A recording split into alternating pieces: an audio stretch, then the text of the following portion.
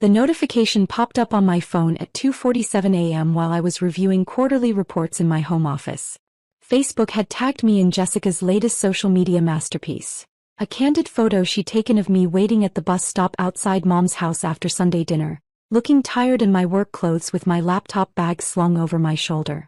Some people take buses their whole lives. The caption read in Jessica's characteristic tone of fake concern mixed with genuine condescension. My sister Sarah is 34 and still riding public transportation everywhere. Maybe it's time to accept your financial reality instead of pretending you're building something big. #real talk, #family love, #grow up. I stared at the screen for a long moment, taking in the carefully crafted cruelty of the post.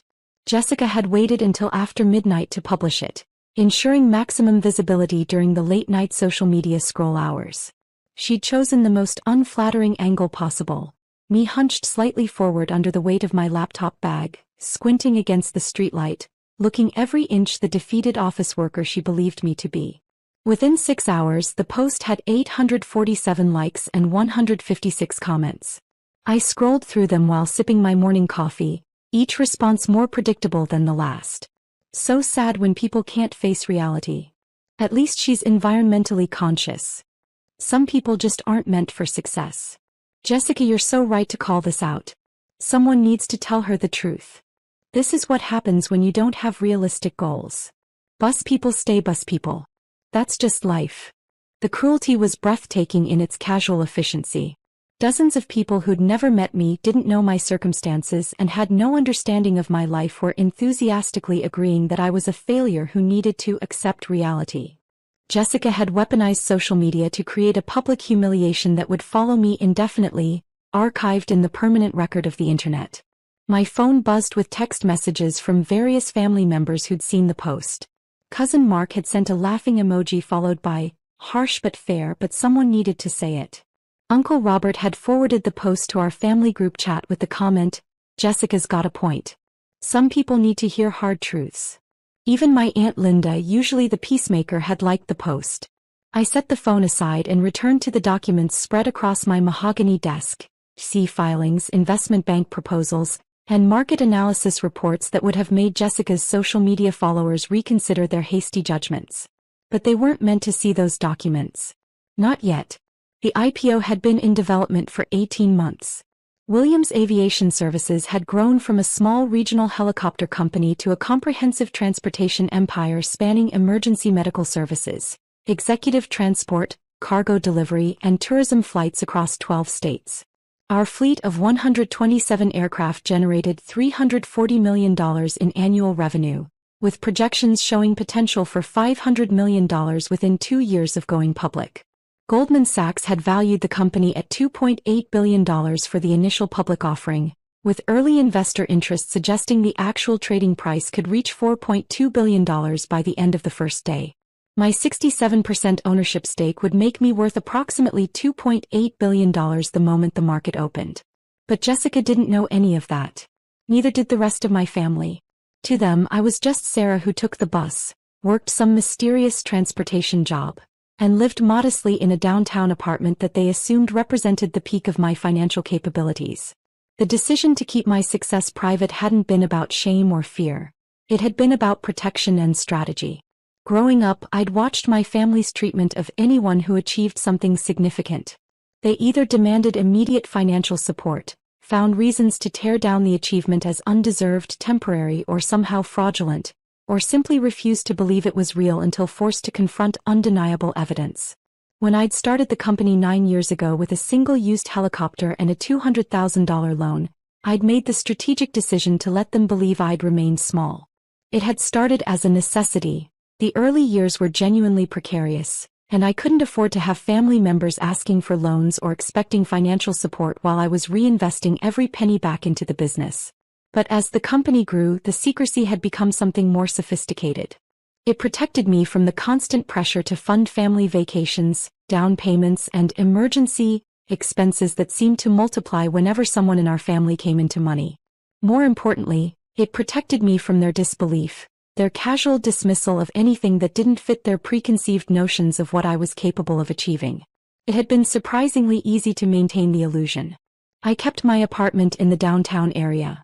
A modest two-bedroom that was actually quite convenient to our main office but looked appropriately humble to family members who visited. I dressed modestly for family events, shopping at the same stores I'd frequented during my genuinely broke years. And I took public transportation whenever I knew family members might see me. The bus stop outside Mom's house was actually 3 blocks from where my driver usually picked me up. But I'd walked there Sunday evening specifically because I'd spotted Jessica's car in the driveway and knew she'd be looking for photo opportunities. She'd been increasingly aggressive about documenting what she saw as my failures, posting subtle digs about family members who never grew up and still lived like college students. She delivered exactly what I'd expected, and exactly what I'd been prepared for. My phone rang at 6:15 a.m. Jessica herself, probably calling to gloat about her viral success. "Did you see my post?" she asked without preamble, her voice bright with satisfaction. "I saw it," I replied calmly, continuing to review the Goldman Sachs market analysis. "Good," she said. "I know it seems harsh, but someone needed to say it. You can't keep living in this fantasy world where you're going to suddenly become some kind of business mogul. You're 34, Sarah. It's time to accept reality." "You're probably right," I agreed, making notes on the projected opening stock price. "I am right," Jessica continued, warming to her theme. "And look, I'm not trying to be mean. I'm trying to help you. The sooner you accept your situation, the sooner you can find some peace with it. There's nothing wrong with taking buses and working regular jobs. Not everyone can be successful in business." "That's very thoughtful of you," I said, checking the time. "Markets would open in 3.5 hours. I just don't want you to waste any more years chasing these impossible dreams. You could be happy if you just accepted who you are." "And who am I, Jessica?" "You're someone who takes buses," she said simply. "Someone who works a regular transportation job and lives in a small apartment and doesn't have a lot of money. That's okay. That's who you are." "Interesting perspective," I replied, watching the social media metrics update in real time on my computer screen. Her post was now approaching 1,200 likes. "The post is really resonating with people," Jessica said, unable to keep the pride out of her voice. "I think a lot of people recognize the situation, having a family member who just can't face reality about their limitations." "It's certainly getting attention," I agreed. "Sometimes public accountability is what people need," Jessica continued. "When someone's living in denial, sometimes it takes their community to help them see the truth." After she hung up, I continued my morning routine with unusual calm. Jessica's post was spreading exactly as I'd anticipated, creating the perfect setup for what was about to unfold. The timing couldn't have been more perfect if I'd orchestrated it myself, which in a way I had. At 7:23 a.m. my phone rang again. Morgan Stanley, right on schedule. "Ms. Williams, this is David Chin from our IPO team. We wanted to confirm final details before the opening bell." "Everything looks good from our end," I confirmed, watching Jessica's post climb toward 1,500 likes on my computer screen. "Media strategy is still set for 9:30 a.m. announcement?" "Exactly. Forbes will break the story simultaneously with market opening. CNBC has you scheduled for a live interview at 10:15, and the Wall Street Journal feature will publish online at 11 a.m. CNN wants to do a segment on stealth wealth strategies at 2 p.m. "Perfect timing," I said, taking a screenshot of Jessica's post from my personal records. "This should be interesting." "Ma'am, if you don't mind my asking, you sound unusually calm for someone about to become a billionaire in 2 hours." I laughed, scrolling through the comments on Jessica's post where family friends were now chiming in with their own observations about my apparent financial failures. "Let's just say I've been looking forward to this particular morning for a long time." The comments section had become a feeding frenzy of casual cruelty. High school acquaintances were sharing their own memories of my supposed failures. Former co-workers from my early jobs were chiming in with observations about how I'd never seemed destined for success. Even people who barely knew me were offering psychological analyses of why some people refuse to accept their limitations. At 8:15 a.m. I received a text from my assistant. "Morning show producers are calling. Ready for media storm." I texted back, "Launch protocol. Full visibility." After hanging up with Morgan Stanley, I showered and dressed in my best suit, a custom Armani that had been hanging in my closet for 6 months, waiting for this exact day. The transformation from bus rider Sarah to billionaire CEO Sarah required more than just different clothes, but the clothes were an important start. The suit had been tailored specifically for television appearances and investor meetings. The navy fabric was chosen to photograph well under studio lights, the cut designed to project authority without seeming ostentatious. I'd had it made by the same tailor who dressed Fortune 500 CEOs, but I'd never worn it to family events. At 8:45 a.m., I took a taxi to Goldman Sachs' offices in the financial district. The irony wasn't lost on me. For the first time in months, I was actually riding in a vehicle other than the bus or my privately driven town car. By tomorrow, that irony would be the least interesting thing about my transportation choices. The Goldman Sachs conference room was filled with investment bankers, lawyers, and media representatives, all focused on computer screens showing pre-market trading data. Our stock ticker, WAVI for Williams Aviation Services, wouldn't start trading for another 30 minutes. But institutional investors were already placing orders based on the prospectus that had been circulating for weeks. Initial demand is extraordinary, announced Sarah Chin, the lead banker on our deal. We're seeing institutional orders for 2.3 times the available shares. Pension funds, sovereign wealth funds, major mutual fund companies, everyone wants a piece of this IPO. The room buzzed with the energy of a major financial event. Lawyers were making final calls to SEC regulators. PR representatives were coordinating with financial media outlets. Junior bankers were updating presentation slides with the latest pre-market data. This could be one of the strongest transportation IPO debuts in 5 years, Chin continued. Possibly the strongest debut in any sector this quarter. My phone had been buzzing steadily since 8:30, but I'd kept it face down during the pre-market briefing. Now, with 15 minutes until the opening bell, I finally checked the messages. 47 missed calls. 238 text messages. 1,847 Facebook notifications.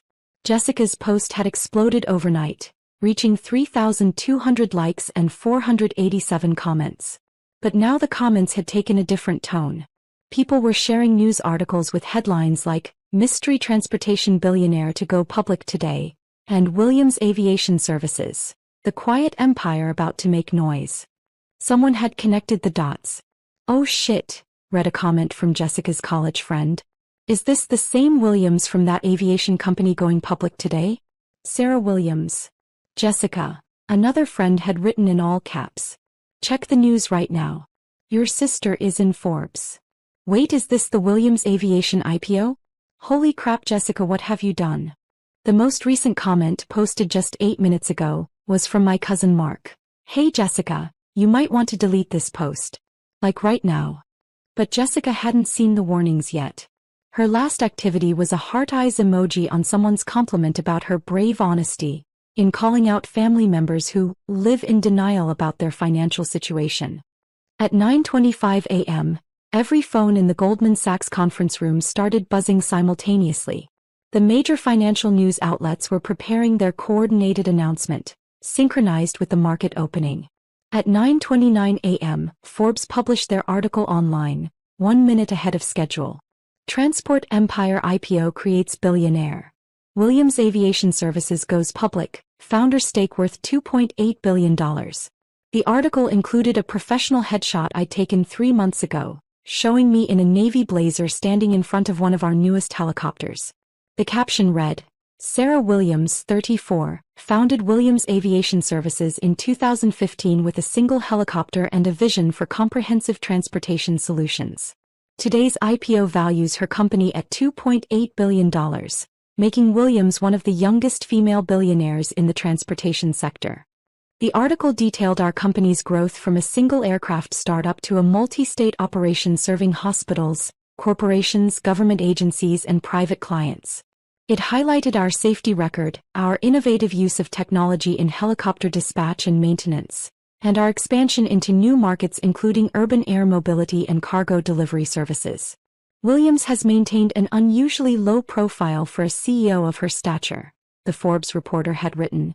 She lives modestly, uses public transportation, and has avoided the typical trappings of executive wealth. "I've always believed that how you build something is more important than how you display it," Williams told Forbes in an exclusive interview last week. My personal phone was now ringing continuously. I switched it to silent and handed it to my assistant, who'd flown in from our Chicago headquarters specifically to handle the media chaos. At 9:30 a.m. exactly, WAVI began trading on the Nasdaq. The opening price was $47 per share, 23% above our initial pricing of $38. Within the first 5 minutes, it had climbed to $52. By 9:45, we were at $58 per share, making the company worth $4.1 billion and my personal stake worth approximately $2.7 billion. Congratulations, Sarachan said, shaking my hand as applause filled the conference room. You're officially a billionaire. The words felt surreal even though I'd been expecting them for months. All the planning, all the careful secrecy, all the family bus rides and modest apartments had led to this moment. Sitting in a Manhattan conference room watching my net worth multiply by the minute on financial news networks. CNBC was running a continuous ticker showing WAVI's price progression. Bloomberg had interrupted their regular programming for a special report on the stealth billionaire. The Wall Street Journal had published their feature story with the headline, "The CEO Who Took the Bus, Williams Aviation's Unlikely Success Story." My assistant approached with my phone, her eyes wide.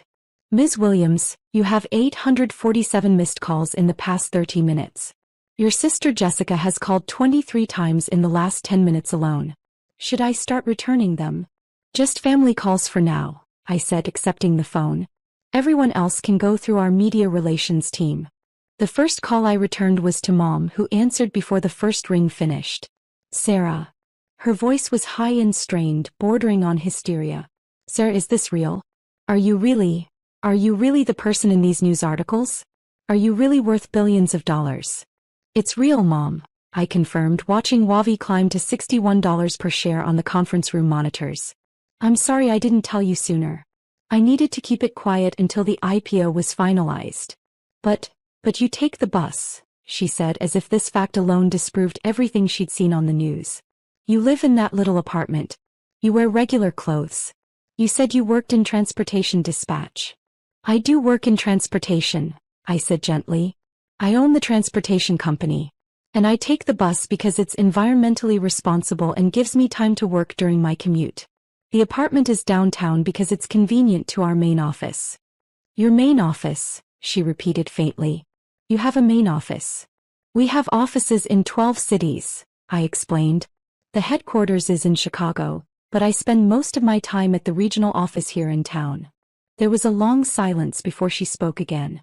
"Jessica's post," she said finally, her voice breaking.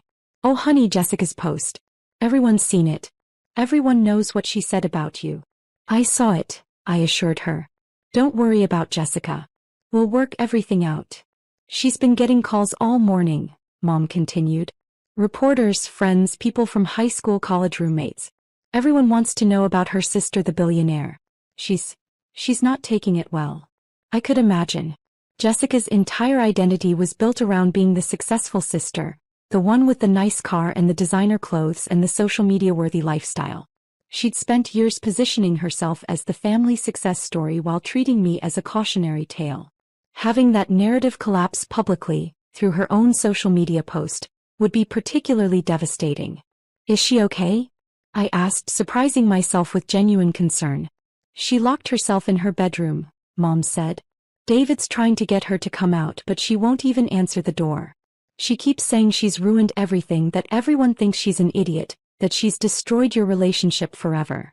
My assistant tapped my shoulder and pointed to the monitors. WAVI had hit $64 per share. The company was now worth $4.5 billion. My personal stake had crossed $3 billion. "Mom, I need to handle some business calls, but I'll be over tonight after the markets close. We'll figure this out as a family." "Hey honey." "And Sarah, I'm proud of you. I don't understand how you did this, how you kept it secret, how you built something so big without any of us knowing. But I'm proud of you." The next 4 hours were a blur of interviews, conference calls, and congratulations from investors and industry peers. CNBC wanted to understand my stealth wealth strategy and why I'd chosen to live so modestly while building a billion-dollar empire. The Wall Street Journal was fascinated by the quiet billionaire who rode the bus to family dinners. Bloomberg wanted to discuss the future of regional aviation services and urban air mobility. "You've created something unprecedented," the Bloomberg anchor told me during a live interview. "Not just the business success but this approach to wealth that seems almost anti-materialistic. You're worth over $3 billion, but you still take public transportation. Can you explain that choice?" "Wealth isn't about what you display," I replied. "It's about what you build and how you impact people's lives. Our helicopters save lives through emergency medical transport. Our aircraft connect remote communities to essential services. That's more meaningful to me than owning expensive cars." "But surely there's some personal satisfaction in financial success?" "The satisfaction comes from solving problems and creating value," I said. "The money is just a way to keep score and fund the next phase of growth." Through it all, my phone kept buzzing with messages from family members, high school friends, and people I hadn't spoken to in years. Everyone wanted to understand how the bus rider had built a multi-billion-dollar empire without anyone noticing. The messages from extended family were particularly revealing. Uncle Robert, who'd enthusiastically shared Jessica's post that morning, sent a long text about how he'd always believed in my potential. Cousin Mark, who'd called Jessica's post harsh but fair, now wanted to discuss investment opportunities. Aunt Linda, who'd liked the original post, was now asking about job opportunities at my company. But the message I was most interested in came at 2:17 p.m. from Jessica herself. "Sarah, I'm sorry. I didn't know. I feel like such an idiot. Can you ever forgive me? I've ruined everything. I'm so ashamed."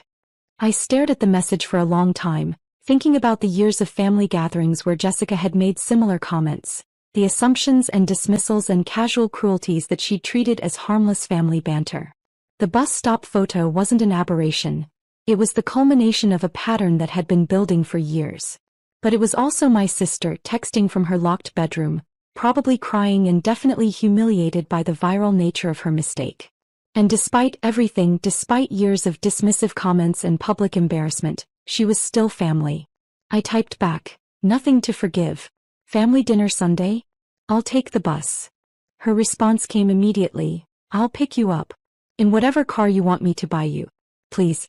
I'll do anything to make this right." I laughed, actually laughed out loud in the middle of the Goldman Sachs conference room while billion-dollar deals were being discussed around me. "I like the bus," I typed back. "But maybe we can talk about getting you a helicopter license. I might need a family member who understands the aviation business." "Are you serious?" came her immediate reply. "Dead serious. Williams Aviation could use someone with your social media skills. Turns out you're very good at getting people's attention." Wavi closed its first day of trading at $67 per share, making Williams Aviation Services worth $4.7 billion and my personal stake worth $3.1 billion. The financial news networks called it one of the most successful transportation IPO debuts in market history. The evening news coverage was extraordinary. Every major network led with the story of the stealth billionaire, whose sister had unknowingly exposed her wealth through a cruel social media post. Jessica's original Facebook post had been shared over 50,000 times, but now it was being shared as an example of how assumptions about success can be completely wrong. "This is a cautionary tale about judging people based on appearances," one CNN commentator observed. Sarah Williams built a billion-dollar empire while maintaining the lifestyle of a regular working person. Her sister's attempt to publicly shame her for taking buses backfired spectacularly when it turned out Williams could buy the entire bus company if she wanted to. But the real success, I thought as I finally headed home that evening, wasn't the money or the media attention or even Jessica's public comeuppance. It was the phone call I'd received at 4:30 p.m. from my company's head of human resources. "Ms. Williams," she'd said, "we've received over 3,000 job applications since the news broke.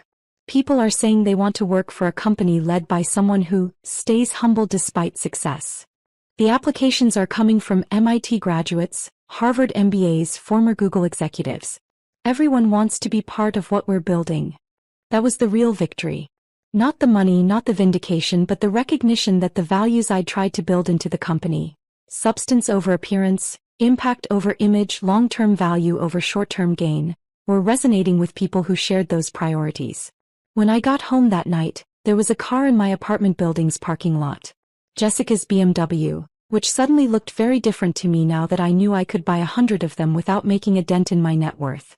She was sitting on the steps outside my building, still in the same clothes she'd been wearing in her social media photos from the morning, but now they looked wrinkled and her makeup was streaked from crying. "I brought Chinese takeout," she said when she saw me, holding up the familiar white containers. "And I have some things to explain. And apologize for. A lot of things." I sat down beside her on the concrete steps, still wearing my custom suit from the day's interviews, and accepted a container of lo mein. "Are you really worth $3 billion? She asked quietly. "As of market close today, $3.1 billion, I confirmed. "But I'm still your sister who likes Chinese takeout and takes the bus when it's environmentally responsible." Jessica stared at me for a long moment, her eyes red from crying, her perfect hair disheveled for the first time I could remember. "I am never posting about anyone's finances ever again," she said through fresh tears. "Probably wise," I agreed, opening my container and inhaling the familiar smell of Chinese food that had been our shared comfort food since childhood. "Can you really forgive me?" she asked. "I was so cruel, so public about it. I humiliated you in front of hundreds of people." "You humiliated yourself," I pointed out gently. "I just happened to be the subject. And you know what? Maybe it was exactly what we both needed." "What do you mean?" "You needed to learn that your assumptions about success might be wrong. And I needed to stop hiding who I've become. Living in secret was getting exhausting." Jessica started crying again, but this time she was laughing too. "I posted a photo calling my billionaire sister a failure. This is going to follow me for the rest of my life." "Or," I suggested, "it could be the story of how you learn to see people differently. How you realize that success doesn't always look the way you expect it to." The buses would still be running tomorrow. But something told me my relationship with my family was about to change in ways that had nothing to do with transportation and everything to do with understanding that success, wealth, and worth are often hidden in places we never think to look. And Jessica learned that some people really do take buses their whole lives, even when they own billion-dollar aviation empires.